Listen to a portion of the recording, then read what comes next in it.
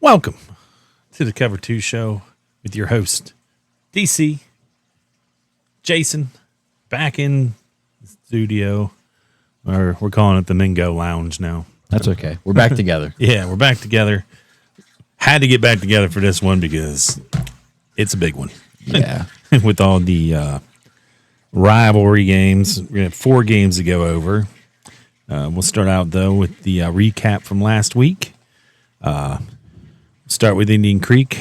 They rallied from down 21-0 to fall short in overtime to St. Clairsville, 28-21. I was at the game.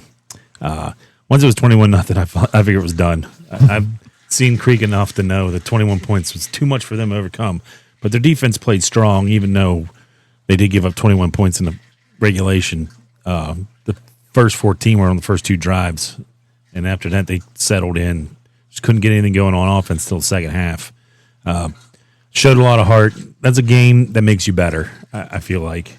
As long as those kids don't dwell on it. You know what I mean? They should be proud of how they battled and got back into that game, not that they lost. Yeah, you can't think too much about that game. No. Especially against a perennial power in the Valley in St. Clairsville, to be able to overcome a 21-point lead against a team that's well coached with a lot of athletes. It was big for that. Even if they didn't win, it was still big for Creek to do. It would have been huge to win that game for them, but to be able to come back, force overtime, it was big. Yeah, you just got to look at the positives for that one. Yeah, and I feel like I would have coached a little more aggressive at the end. They could have called their last timeout with a minute 10 left and got the ball back with a minute left around midfield and try to go for the win there. I also probably would have went for 2 because they had all the momentum.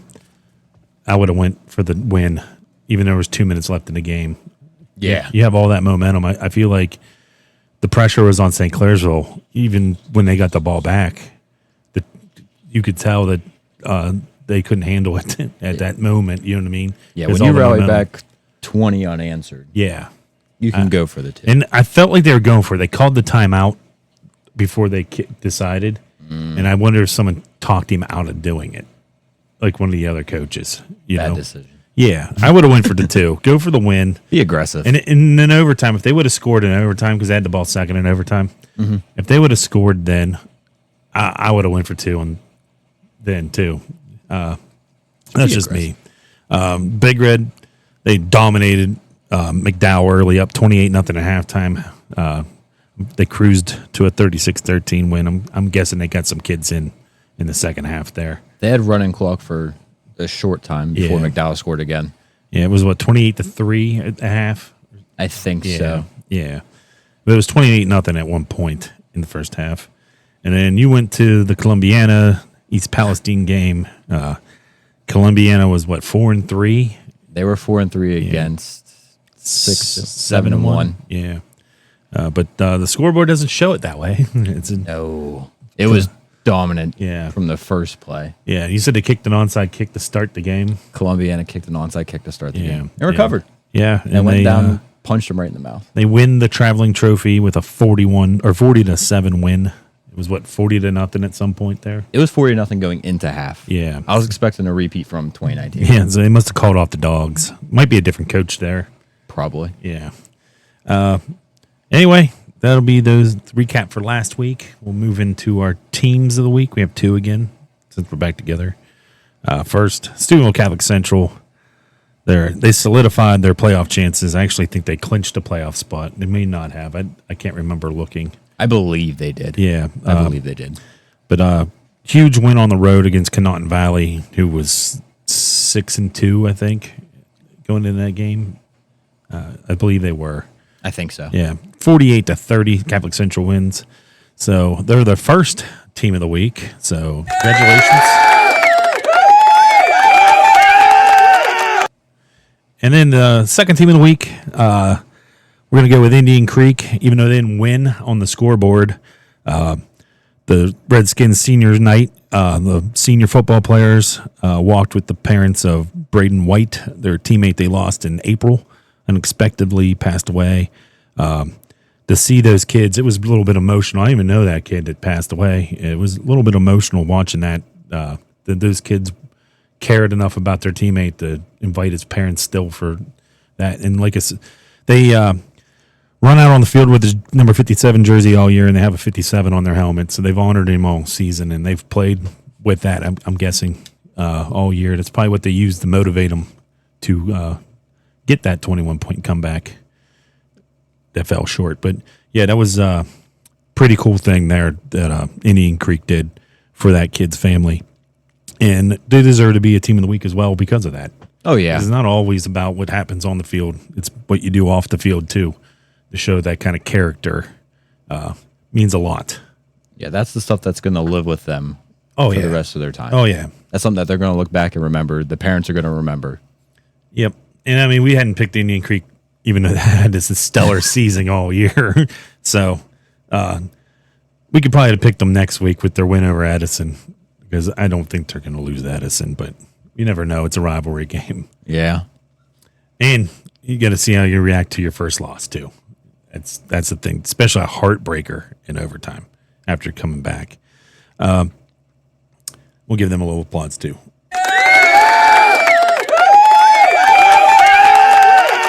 All right, those are your teams of the week.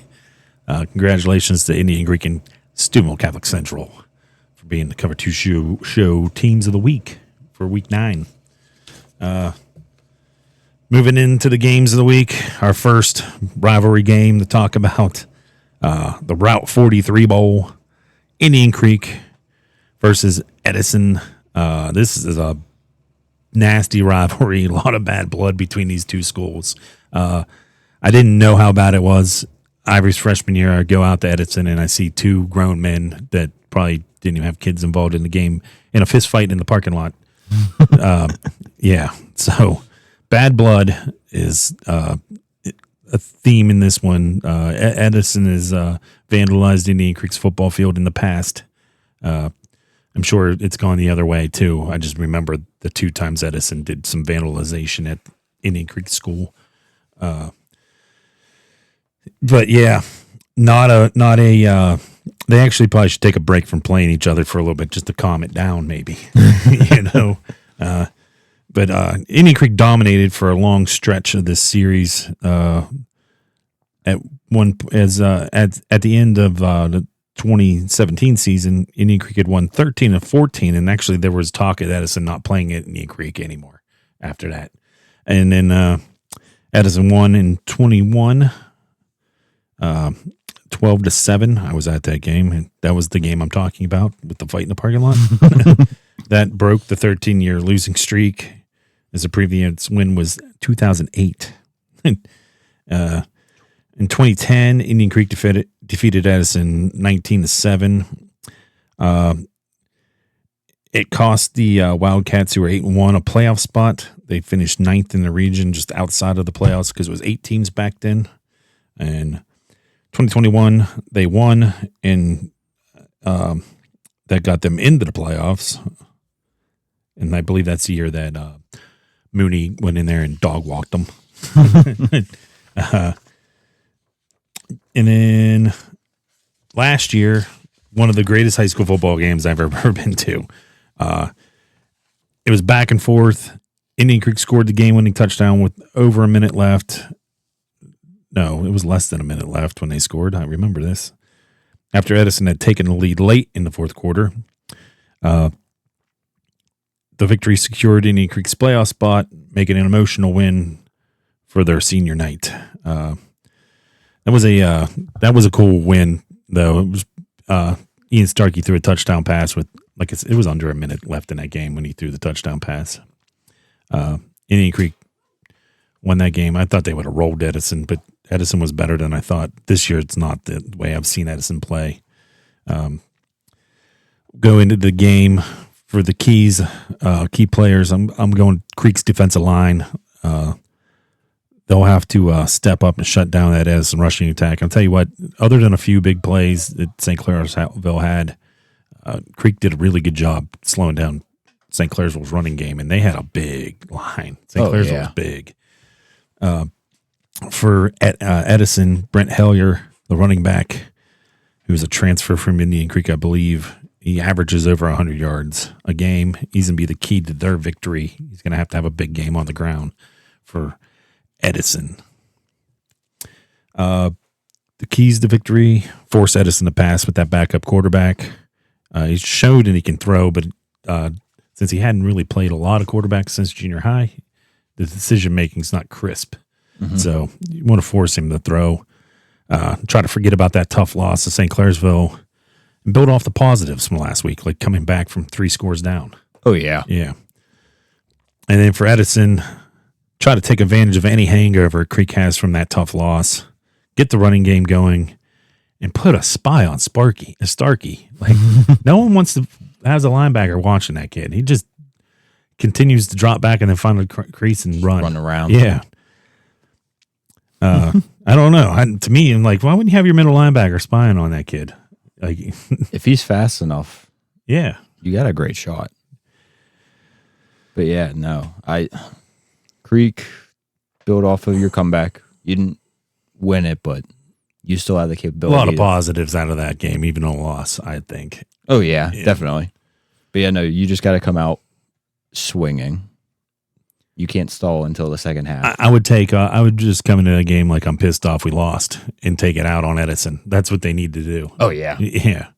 Yeah, they got to come out just swinging. Yeah. I think if they get ahead early, this game will get ugly early, and it'll probably get chippy.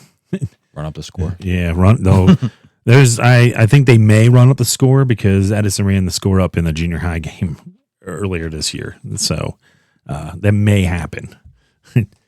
I don't know, though. Connors is pretty good at wanting to get his younger kids into games. So and that's the way it should be. Yeah. You should be trying to get them younger kids some especially action. Going into playoffs. You don't want to lose Starkey or Major going into a playoff because you're sitting in a good spot right now, even though you're not in the top 4. Even if you get into that 4th spot, you're going to be in a good spot, not to face Indian Valley or like New Lex in the first 2 rounds. Yeah, you're sitting pretty. Yeah. Moving on, Steubenville versus Wheeling Park. I'll be at this game Friday night. Just because I don't like Edison's field, so I'm not going there. For Big Red, the key player would be Tyjon Hython. He always seems to find the end zone. It seems like he's always that short yardage back down by the goal line. He's getting in. Punch it in. Yeah. And then for Wheeling Park, their star running back who just returned from his hamstring injury, Brennan Wack. He had 102 yards last week in his first game back. They said they were easing him into the offense. So 100 yards and you're easing in. Yeah, I expect him to be full go against Steubenville because it's a big game for Park. Oh yeah, yeah. This is huge for them. Yeah, because they need it to help them in their playoff standings. I didn't look to see where they are currently, but they'll definitely need it to move where they're having a home game. Pretty sure.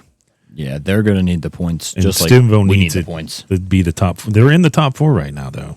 I know. It's crazy. They got to hold it though. Yeah. We'll get into the playoff stuff later. You could pull it up though. Yeah, I'm pulling up West Virginia right now. Yeah, I was gonna do the playoff bracket for them too, and I just didn't. I forgot. Moving on, we get the battle for Sparky. Bellaire Big Reds versus Martins Ferry Purple Riders. 3-6 Bellaire, 6-3 Martins Ferry.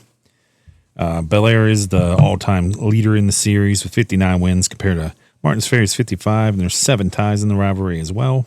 7 ties. Yeah. This is like one of the oldest rivalries in the state. It's the 5th oldest in the state, to be exact. Started in 1905. The teams compete for the Sparky Trophy, which stands for Sportsman, Participation, Achievement, Rivalry, Knowledge, and Youth. They played for the trophy since 1964. I didn't have this in the notes, but I did know that from watching something. The series has recently been split over the last 10 meetings, 5-5. Ferry ended Bellaire's 3-year winning streak last year. In 1972, Ferry got their first win for the Sparky. Oh, it is in here, 1964. 16-6 over Bellaire. In 96, the 90th meeting, Bellaire won 10-0 to win the OVAC 3A title and secure a playoff spot, which led to them being a state runner-up. That was there was in that game you had Ben Taylor, who played for the Browns, and Chad Brinker, who was a star at OU, were in that game. And then in 2004, I was at this game, I believe. No, next year I was at the game. I've only been to one of those. The two teams were undefeated. Bellaire dominated with a 21-0 win. I did go to this game. Bellaire played Mooney at Harding Stadium in the state semifinals that year. And then they did the same thing the next year. But in 2005, I was at this game. It's the 100th meeting between the two schools. Bellaire rolled to a 35-0 win. Once again, played Mooney in the state semifinals in Harding Stadium, coming up short there. But, Nate Davis, who got drafted in the NFL by the 49ers out of Ball State. He was their quarterback those 2 years. And like I said, that's all we'll need to go through on those past games there. But for Bellaire, their quarterback, Michael Dipple, he'll need a big game against them, get the big upset against Ferry. And Ferry, Lucas Shane, the running back, will have to have a huge night. I've seen Bellaire.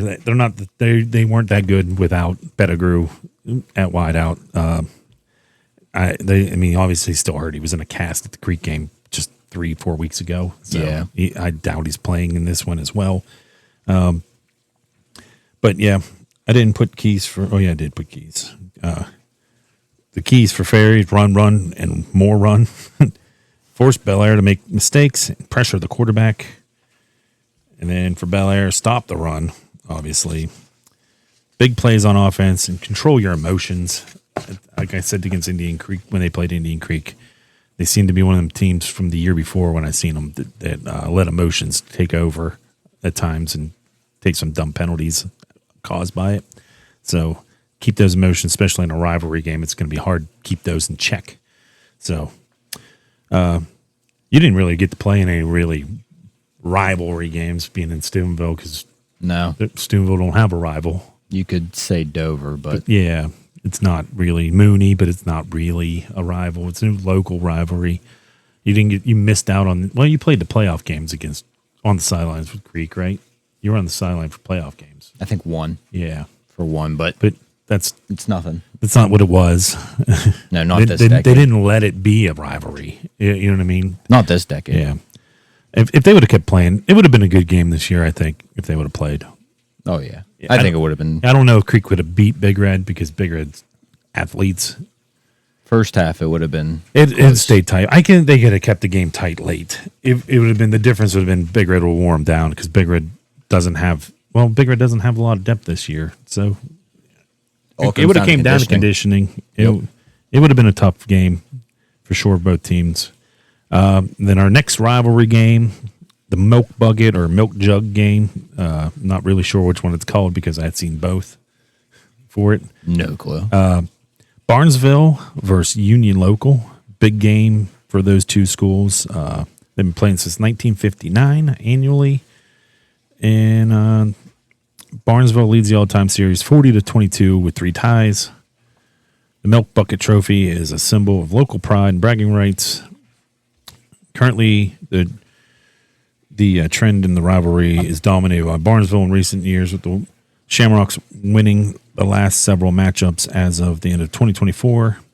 Barnesville had won 6 straight in 8 of the last 9 meetings. Union Local's most recent win was in 2007.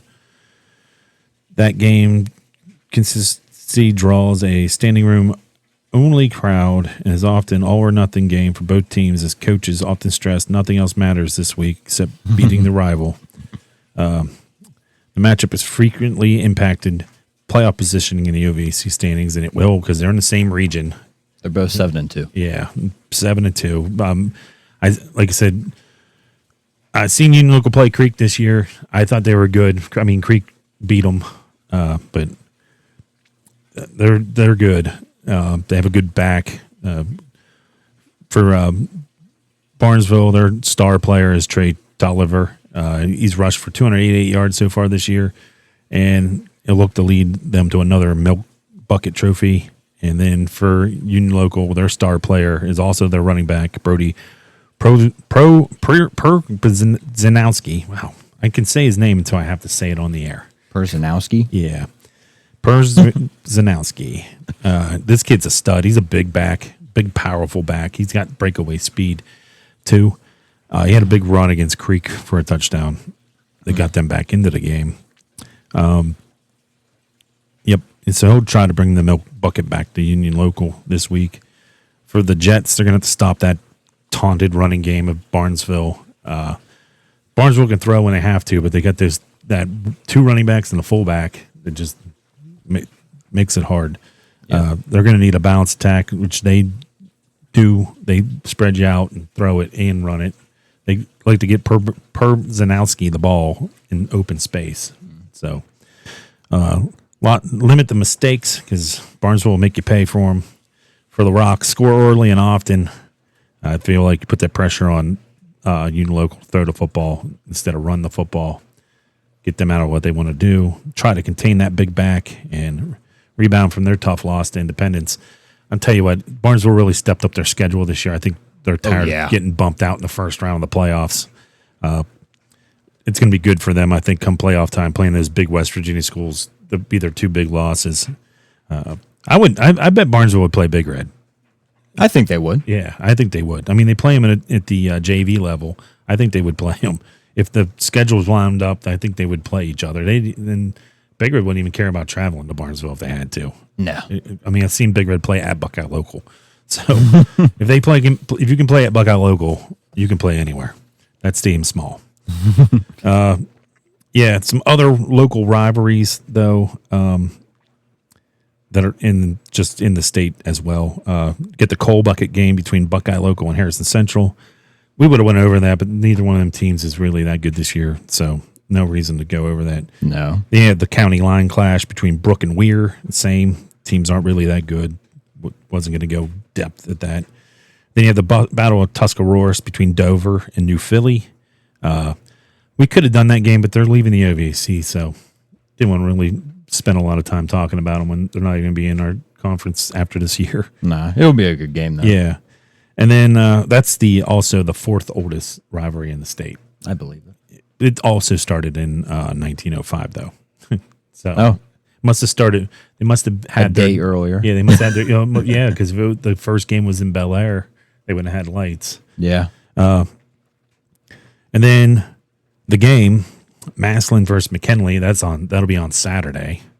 That's a big game. That's always a big game. Always. And then Marion Local versus Coldwater. That's a big one too on the other side of the state. Mm-hmm. I think we missed out on a lot of other rivalries that were a little bit earlier in the season and stuff, but throughout the state wise, I mean, is I know like St. Ed's had some rivals they play, stuff like that. Yeah, there's a bunch of rivalries that we just didn't cover. Yeah, well, they're not local to us. Impact us. Yeah. Yeah, so that's all that stuff. Now we can get into some playoff stuff here. I have off of the current points coming into week 10 for Division 3, Region 11. This will be your playoff and the matchup you would have. Division 3, Region 11. Your top four get the bye is Watterson, Licking Valley, Tri-Valley, and Steubenville has slept their way up into there. And if you'd have told me after week 2 that they were going to get into the top four, I'd have told you no way. It's just that schedule. Yeah. They made that schedule so smart. Yeah. If they would have lost to Mooney, this season would have went the other way fast, I think. Yeah. I mean, they might have won some of them games in the middle, but you could see 0-3 that they might have quit. That comeback against Mooney really turned the tide. Because I never seen a Big Red team quit, and they quit against Indian Valley. Yes. I mean, I'm not knocking the kids when I say that. It just, you could see the wind get knocked out of them when they went down 14-0 in that game.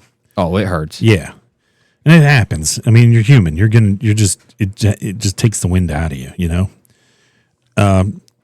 Sitting at fifth is Hamilton Township out of Columbus. They would be taking on Columbus Independence, the 12 seed. Bloom Carroll sitting in sixth right now. They would take on Bishop Hartley.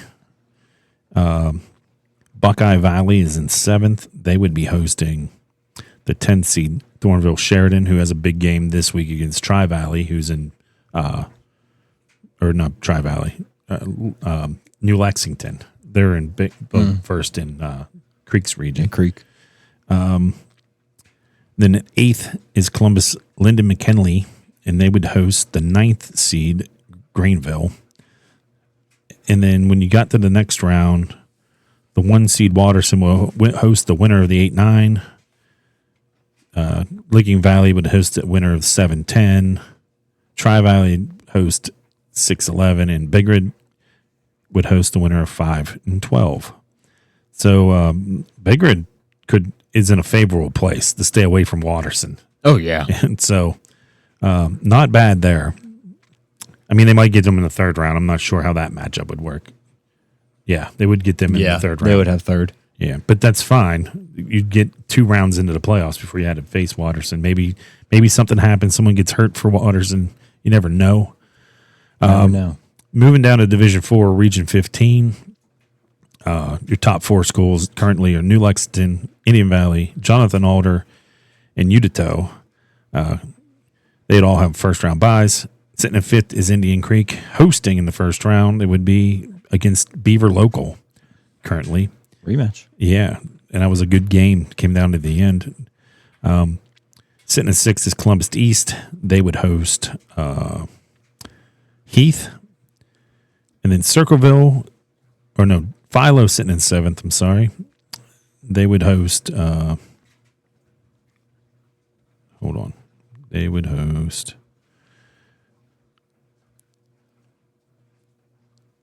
Heath. Fairfield Union would play Columbus East. I'm sorry. Hold my phone this way. I can see better. That's better. And then Circleville would host Johnstown. So right now, Creek is sitting in a great spot. They wouldn't have to play New Lex or Indian Valley in the second round if they won.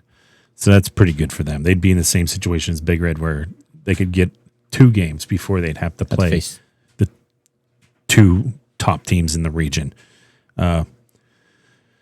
Moving down to D5, it'd be Region 17. You got Girard, Mooney, Poland, and Garfield is your top 4. Then you have St. Clair's, who hops up to 5th after beating Indian Creek. They would play Pymantoon and Valley, the 12 seed. Youngstown Liberty would host South Range. Edison, they're locked into the playoffs now with their win last week. They would host Manchester. Berkshire would host Claymont. And that's your the Mustangs. Yeah. So that's a good right now we got a couple schools in. Yeah. That's a good bet. Yeah.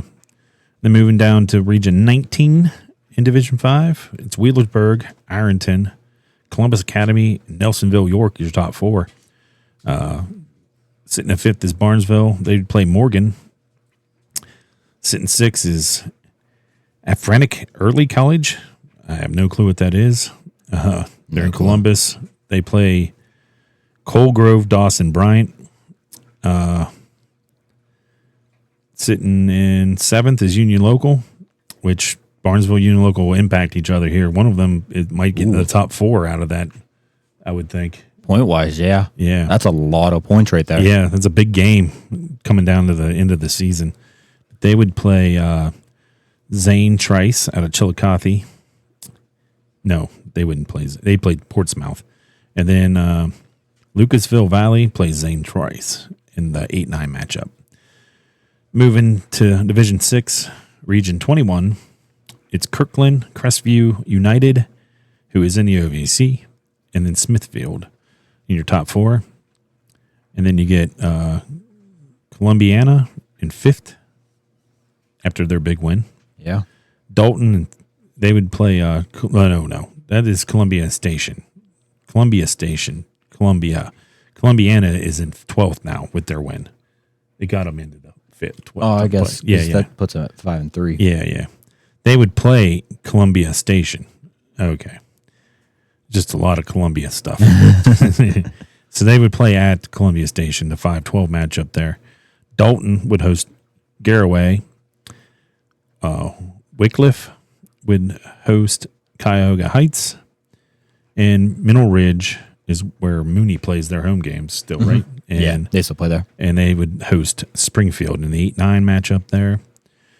We're moving into, what is this, Region 21, I believe? Yeah. Yeah, I think so. Fort Fry, OVAC School sitting in first. West Jefferson, Centerburg, and Mount Glid are your top four.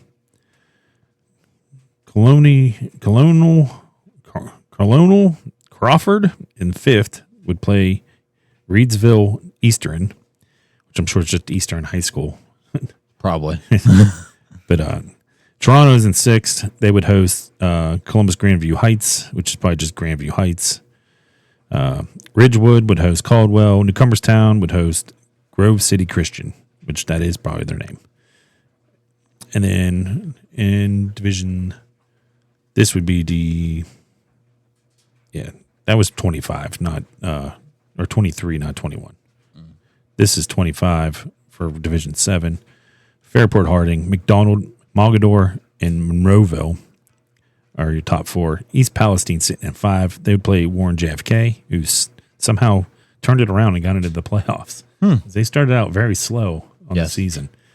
Malvern in 6th, they would play Lowville. East Canton in 7th would play Ashtabula St. John's. And East Canton would play, East Canton would play that. And then Norwalk St. Paul would host Lisbon Dave Anderson. And then in Region 27, Hillsdale, Waterford, Symes Valley, and Fisher Catholic would be your top four. Sitting in 5th now after their huge win over Connaughton Valley.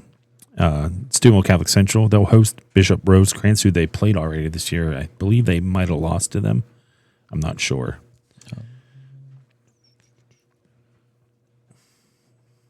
52-45, they won. Okay, that was a shootout. Yeah, I remember that shootout. Game. Yep. Connaughton Valley, after the loss to Steubenville Catholic Central, dropped to 6th. They would host South Gallia. Strasburg Franklin would host Trumbull, and then Crestline and Danville in the 8-9. So, got some Valley teams. That big upset by Catholic Central really propelled them because they were sitting at 12th looking like they weren't going to be in. But now they're at 5th. All the way to 5th, and wow. They might get. I think they get D3 points this week from that school they play. I don't know. I'll have to look real quick here. Wrong region. Cleveland East Tech. Yeah, Cleveland East Tech. Steubenville Catholic Central. Yeah, they get Division 3 points and they have 3 wins. Ooh. So they could jump into the top 4. So we could have buys from several Valley schools if Creek and St. C get up in, or not St. C. Well, St. C can get in the top 2, I believe. They play Cambridge this week, but secondary points. Creek wins. Yeah, Creek wins. Beaver Local wins. Union Local wins. Those are all teams they've beaten this year. Yeah. It looks promising, though, for us to have a lot of heavy hitters for the Valley. At least make a couple rounds in the playoffs. I'll tell you, though, like Creek has only won the one playoff game in their history against Hubbard. It was at home. But that loss to St. Clairsville, I think that helps you get in the playoffs. I think that would drive the motivation. Yeah, have the will to come back, the heart they showed to come back, I would say. I remember in 2005 when Big Red was down 14-0 to St. Vincent Mary's late in the fourth quarter and forced overtime.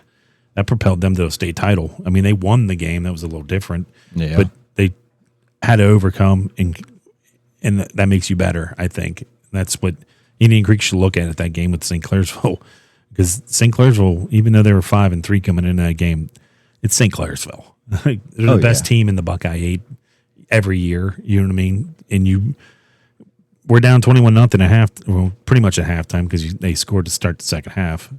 You were down 21-0 before you had a ball in the second half, and they didn't score on your first drive in the second half. I think they went and punted, and then they got the ball back because they got to stop. But yeah, you go toe to toe with one of the best teams in the Valley usually. Yeah, and overcome that point deficit. It's hopefully catapults them into something better. Yeah, and I think if you look back, I think those 2 games St. Clairsville played against Big Red, it made them better, even though Big Red stomped them both games. I think that made them know what you had to do to get to another level. You know? Yeah, it's the competition factor of it. Yeah, because those Big Red teams went to the state finals. Yep. Yeah. You were on the sideline for both those games? Screw Hartley. Yeah. Both times. Yeah. But, hey, we got a little revenge in the playoffs a couple years ago in the first round. Oh, yeah. So, I mean, it's not in the state finals. State final. But we got some revenge on them. I could have 3 rings. Oh, yeah. You could have 3 rings. You got 1, though. Don't be greedy. Oh, I'm definitely greedy. You always become a coach and get some more. Maybe. You never know. Never know. You want to get into the West Virginia ones there? Yeah, we can.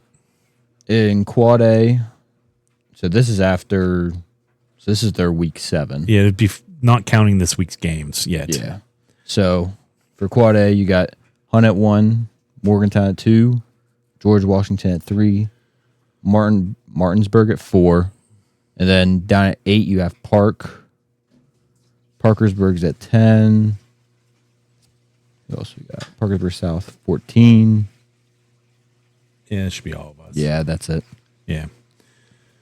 And then AAA, Bridgeport Senior High School. Yeah, that's not our Bridgeport. No, that's a whole different one. Yeah, they're at 1. Princeton at 2, Fairmont at 3, and then North Marion is at 4. Herbert Hoover at 6. John Marshall was in 16th last week, so I don't know where they're at this week. They dropped down to 17th. Yeah, all right. So they only dropped 1 spot with their loss. So yeah. Brooks at 20. That's all I'm seeing for this. yeah, I don't think we have a lot for that. AA Independence is at 1. Frankfurt at 2. Philip Barbour. Yeah, there's some crazy names for their schools. Okay. At 3. Bluefield at 4. And then Oak Glen's at 11th. That's good. Petersburg's at 12. Tyler Consolidate 19th. We're in 30th. We're at 30th. Yeah. And then Single A, Wahama Yep. is at 1. Tug Valley 2. Willing Catholic Central's at 3. Sherman at 4. Cameron's down at 6.